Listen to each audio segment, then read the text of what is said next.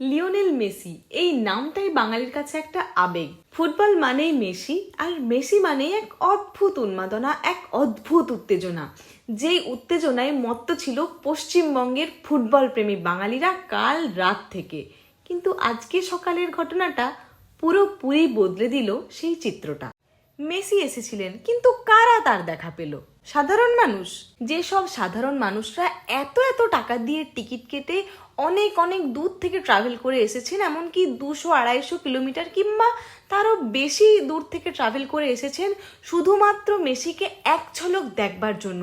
এমনকি টিকিটের মূল্য ছিল প্রায় 3,000 থেকে শুরু করে 98-99,000 টাকা অবধি। এত কষ্ট, এত অর্থ ব্যয় কেন বলুন তো? শুধুমাত্র নিজের পছন্দের ফুটবলারকে একবার এক ঝলক দেখার আশায়।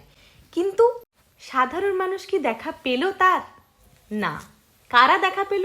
তারকা আর রাজনীতিবিদ। তারকা আর রাজনীতিবিদদের জন্য দরজা ছিল পুরোপুরি খোলা। তারা নির্বিঘ্নে এলেন, ছবি তুললেন এবং ক্যামেরাবন্দি করে সেই মুহূর্ত সোশ্যাল মিডিয়াতে আপলোডও করে দিলেন। আর বঞ্চিত কারা হলো? ফুটবল যার জন্য, উৎসব যার জন্য, সেই সাধারণ মানুষই সবচেয়ে বেশি বঞ্চিত হলো আজ। একটা প্রশ্ন তো তাহলে রয়েই যায়, ফুটবল কি তাহলে শুধুই ক্ষমতাবানদের জন্য, নাকি সাধারণ মানুষের আবেগেরও কোনো মূল্য আছে?